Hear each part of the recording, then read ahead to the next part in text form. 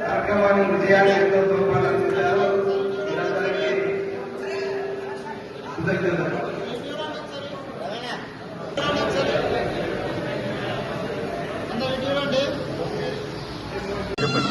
ముగ్గురు పిల్లలు సార్ నాకు. పెద్ద అమ్మాయి పేరు రమ్యరాణి, ఎంఏ ఎంఎస్సి బిఈడి.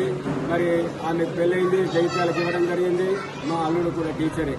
రెండవ అమ్మాయి రమ్యరాణి ఎంఎస్సి ఎంఏ తర్వాత ఎంబీఏ బిఈడి టీటీసీ చేయడం జరిగింది.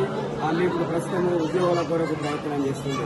ఇక మధ్యలో కుమారుడు అజయ్ కుమార్ కూడా పాలిటెక్నిక్ చేసి ఇవాళ ఎలక్ట్రిసిటీ దాంట్లో జాబ్ చేస్తున్నాడు. మా కోడలు మనుషారాణి, ఆమె కూడా బీటెక్ చేసి ఇప్పుడు ఆమె బ్యాంక్ మేనేజర్గా పనిచేయడం జరుగుతుంది. ఇది మా పిల్లల యొక్క మరి మా సొంత గ్రామము మారుమూల గ్రామమైనటువంటి వాడి గ్రామం. మా గ్రామానికి ఆనాటి కాలంలో ఎలాంటి సదుపాయాలు ఉండేవి కావు. ఏ గ్రామానికి పోవాలన్నా దాదాపుగా 5 కిలోమీటర్ల బురదలు నడుచుకుంటూ పోయేవాళ్ళము.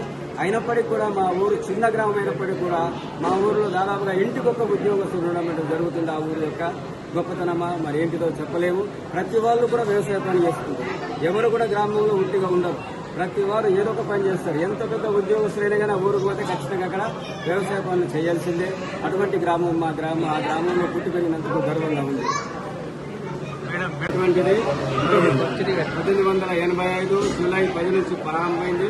మొట్టమొదటిసారి నా పోస్టింగ్ మరి కొత్తపల్లి గ్రామంలో చేయడం జరిగింది. అది ప్రస్తుతం వేల్పూర్ మండలంలో ఉంది. అక్కడ కూడా ఆనాటి కాలంలో చెట్లు నాటడము, పిల్లల చేత కల్చరల్ ప్రోగ్రాం చేయించడము. ఆ 3-4 తరగతుల పిల్లల్ని నేను మరి నిజాం సాగర్ కూడా ఎక్స్కర్షన్ తీసుకుపోవడం అనేటువంటి జరిగింది. అక్కడి నుంచి జుక్కల్ మండలికి వెళ్ళడం జరిగింది. ఆ జుక్కల్ మండలంలో అక్కడ ఆ పిల్లలకు తెలుగు రాదు, నాకేమో మరాఠీ కన్నడ రాదు.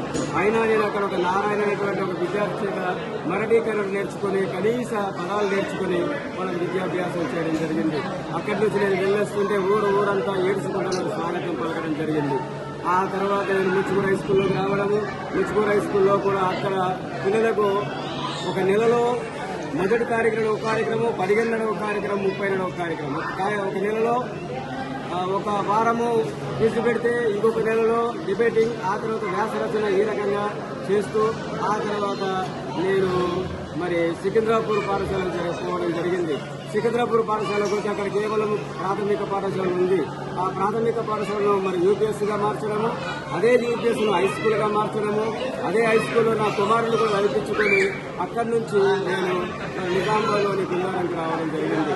ఈ సికింద్రాపూర్లో ఉన్నప్పుడే హరితహారం అనేటువంటిది ప్రారంభించడము, అక్కడ అనేకమైన మొక్కలు నాటడము, రకరకాల స్కీములు ఏర్పాటు చేసి పాఠశాల అభివృద్ధి కొరకు మరి పాఠశాలకు కావలసినటువంటి రూముల కొరకు ఓబీడీ స్కీమ్ ద్వారా హై స్కూల్ కావలసిన రూములన్నీ కట్టించడం అనేటువంటి జరిగింది.